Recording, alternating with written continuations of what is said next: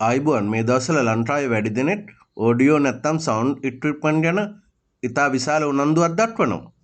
බ්ලැක්මූන් electronics අපේ channel එකට උනොත් දිගටම මේ සවුන්ඩ් පැත්තට බර වීඩියෝ දෙක තුනක්ම කරපු නිසා ඉතා හොඳ තත්ත්වයේ තියෙන ඒ වුණත් ගාණක් ටිකක් විතර අඩු වයර්ලස් මයික්‍රොෆෝන් එකක් ගැන කියන්න කියලා කීප දෙනෙක්ම අපිට මතක් කළා.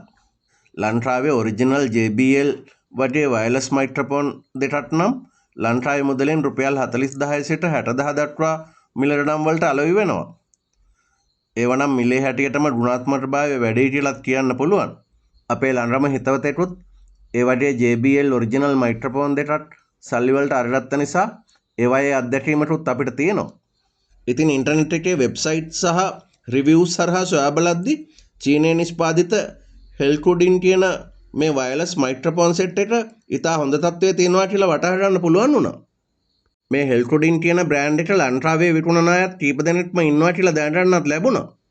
අපේ තවත් හිතවතෙක් තෙමෝ කියන වෙබ්සයිට් එකෙන් අද අපි කතා කරන මයික්‍රොෆෝන් සෙට් එකම ඕඩර් කරලා ගෙන ගත්තා. ඒකේ ක්වොලිටි එක නම් ගොඩක් හොඳයි. මිලත් සාධාරණයි. පසුගිය සිංහල අවුරුද්දට දවස පුරාම අවුරුදු උත්සවයක් පවත්වන්නත් මේ මයික්‍රොෆෝන් දෙක යොදාගත්ත නිසා ක්වොලිටි එක ගැන අපි සෑහීමකටපත් වුණා.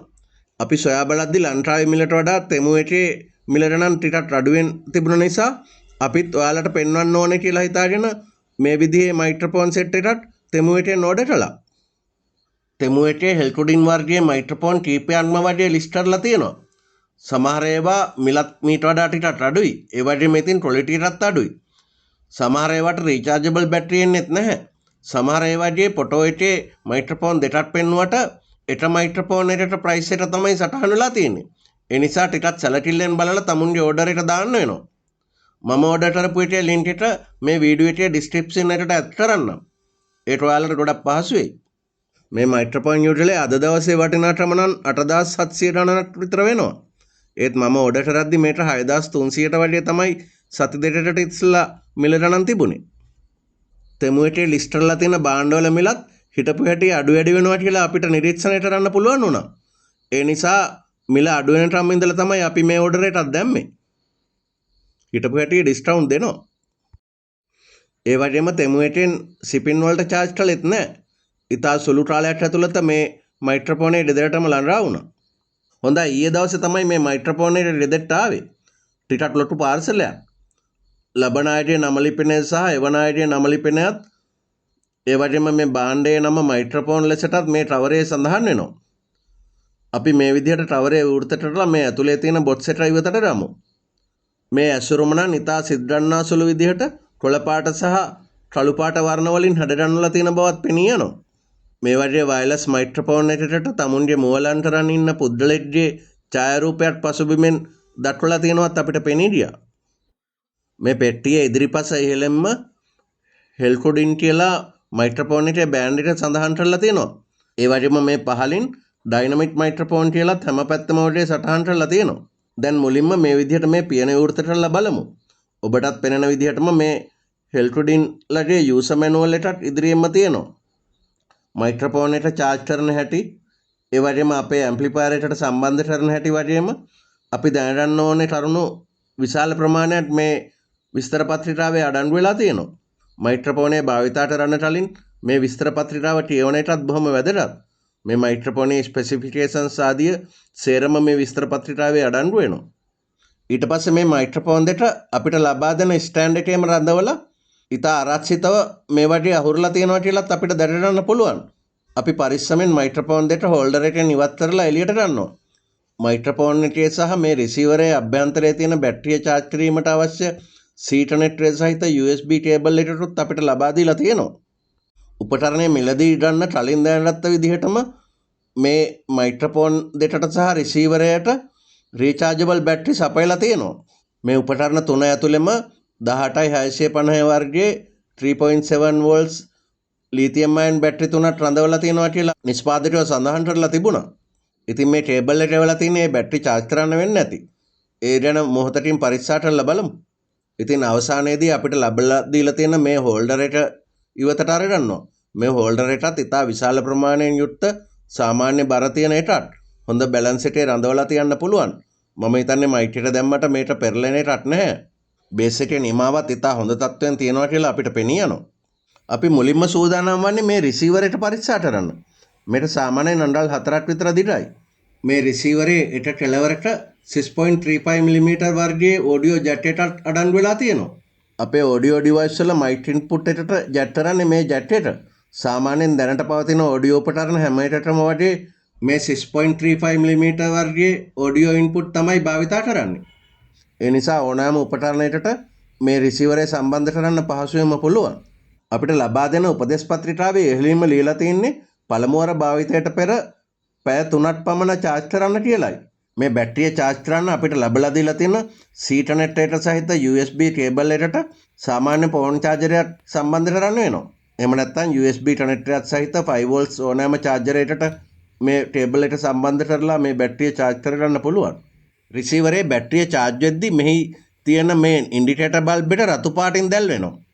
සාමාන්‍යයෙන් පැය 3ක් පමණ charge වෙන්න අවශ්‍ය නිසා පැය 3කට පමණ පසුව මෙම බැටරිය සම්පූර්ණයෙන්ම charge වුණාට පස්සේ මේ බල්බය automatically නිමිලා යනවා. නිෂ්පාදකයෝ කියන විදිහට මේ රිසීවරේ charge වෙද්දී මේ මයික්‍රොෆෝන් රිසීවරයක් හැටියට සම්බන්ධ කරන්න බෑ. මොකද මේ Ethernet එකට ප්ලග් කරපු හැටියේ මේ රිසීවරය ඉබේම off වෙනවා. ඒ වගේම සම්පූර්ණයෙන්ම charge වුණ බැටරියකින් මේ රිසීවරය පැය 20ක් හෝ 30ක් පමණ භාවිත කරන්න පුළුවන් කියලා දක්වලා තියෙනවා. මේ රිසීවරේ බැටරිය ගලවන්න මේ ප්ලාස්ටික් කවරය පහළට ඇදීමෙන් පුළුවන්.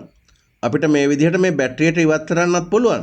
අපිට ඉතා හොරු පුරුදු ලිතියම් අයන් බැටරියටත් දැක ගන්න පුළුවන්. මේ බැටරියේ සාමාන්‍ය වෝල්ටේජ් එක 3.7 විතර වෙනවා.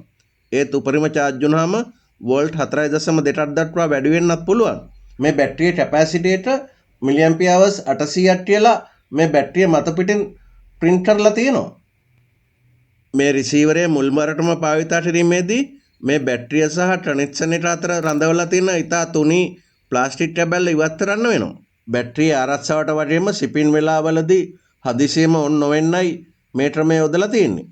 බැටරියේ ආරක්ෂක පතුරු ඉවත් කළාට පස්සේ අපි තිබුණු විදිහටම මේ බැටරිය සම්බන්ධ කරලා මේ කවරයක් තිබුණු විදිහටම වහගන්නවා. මේ රිසීවරයේ බඳේ පිහිටලා තියෙන කුඩා බොත්තමත් අද කිරීමෙන් මේ රිසීවරයට ඔන් කරගන්න පුළුවන්. රිසීවරයට ඔන් වුණාම මේ තියෙන ඉන්ඩිකේටර් ලයිට් එක කොළ පාටින් දැල් වෙනවා. රිසීවරය වැඩ කරන සම්පූර්ණ ට්‍රාලය තුළම මේ කොළ පාට බල්බ් එක දැල් වෙලා තියෙනවා කියලාත් අපිට පෙනී යනවා. මේ රිසීවරය මයික්‍රොෆෝන් එකත් සමග මීටර් 20ට හෝ 30ට පමණ දුරකට සම්බන්ධ කරන්න පුළුවන් කියලා නිෂ්පාදකයෝ සඳහන් කරලා තියෙනවා. මෙහිදී භාවිත කරන්නේ 2.5 GHz බෑන්ඩ් එකේ ෆ්‍රීකවන්සි එකක්. අපි දැන් මයික්‍රොෆෝන් එකටත් පරීක්ෂා කරන්න තමයි සූදානම් වන්නේ. මයික්‍රොෆෝන් එක අඬල් 11ක් පමණ දිග තරමට විශාල එකක්. සාධාරණ බරකුත් තියෙනවා. ප්ලාස්ටික් වලින් තමයි කවරය නිර්මාණය වෙලා තියෙන්නේ. බරේ හැටියට හොඳ මයික් එකක් කියලාත් හිතෙනවා. නිෂ්පාදන ක්වොලිටි එක නම් සුපිරියටම තියෙනවා. මයික්‍රොෆෝන් එකේ යට කොටස වමට තරකවලා මේ විදිහට ඉවත් කරගන්න පුළුවන්. අපි කලින් රිසීවර් එකේ දැක්ක විදිහටම මේ බැටරියටත් ඒ වගේම මේ පතුරු කැබල් එකටත් අඩංගුයි. අපි මේ පතුරත් ඉවත් කරලා නැවත බැටරිය සම්බන්ධ කරනවා. රිසීවර් එකේ තිබුණ බැටරියටම සමාන බැටරියක් තමයි මේ මයික්‍රොෆෝන් වලත් යොදලා තියෙන්නේ. ඒ නිසා මේ මයික්‍රොෆෝන් වල තියෙන බැටරිත් අපිට දීලා තියෙන කේබල් එක හරහාම charge කරගන්න සිද්ධ වෙනවා. මේ මයික්‍රොෆෝන් එකේ පහළ කොටස ගලවලා ඉවත් කළාට පස්සේ මේ මයික්‍රොෆෝන් එකේ ශබ්දය අඩු වැඩි කරගන්න පුළුවන් බටන් 3ක් පමණ තියෙනවා කියලා අපිට පෙනී යනවා.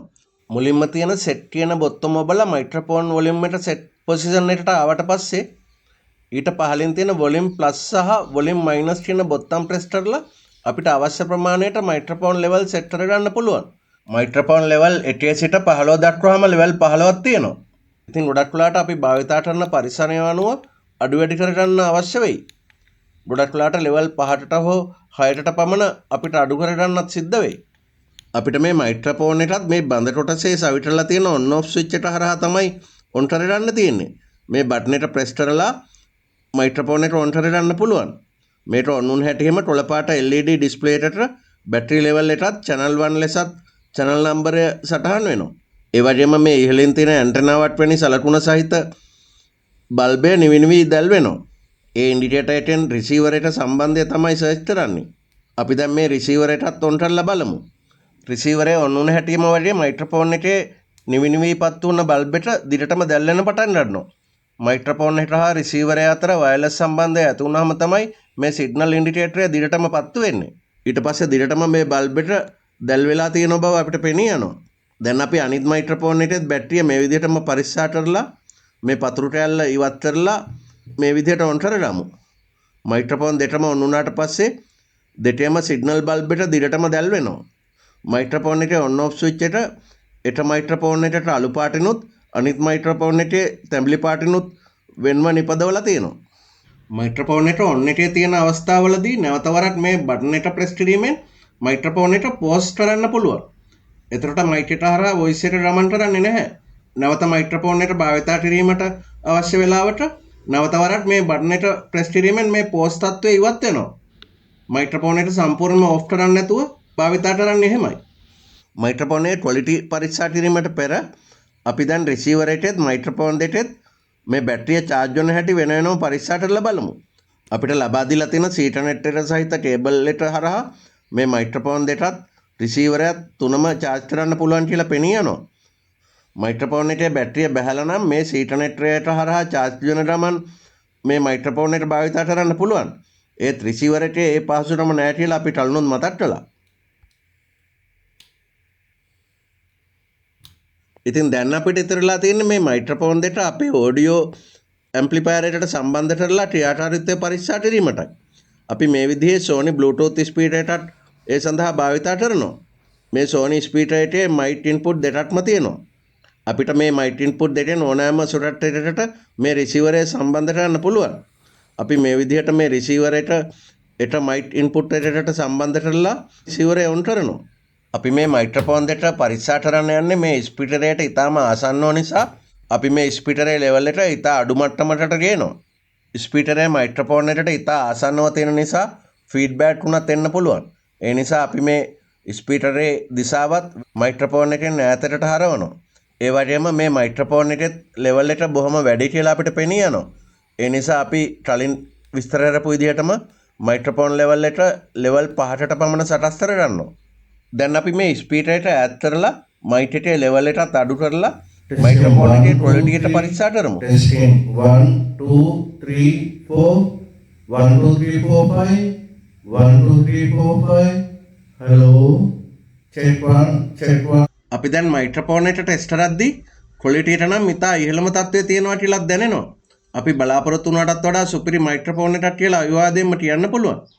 අපේ අවශ්‍යතාවයන්ට ගැලපෙන විදිහට ඕනෑම විදිහට මයික් ලෙවල් එක අඩු වැඩි කරලා භාවිතා කරන්න හැකියාව තියෙන එකත් විශේෂයක්නේ. දැන් වොයිස් එක නම් ටෙස්ට් කළා. අපි දැන් කැරොටි ගීත ගායනටත් මේ මයික්‍රොෆෝන් එක යොදා ගන්න ගැලපෙනවද කියලා බලමු. Bluetooth ස්පීකර් එකට Bluetooth තරහා සම්බන්ධ කරපු ස්මාර්ට්ෆෝන් එකක් ආධාරයෙන් අපි කැරොටි ගීතයට ශබ්දය ලබා දෙන්න මේ මයික්‍රොෆෝන් එක මේ විදිහට යොදා ගන්නවා.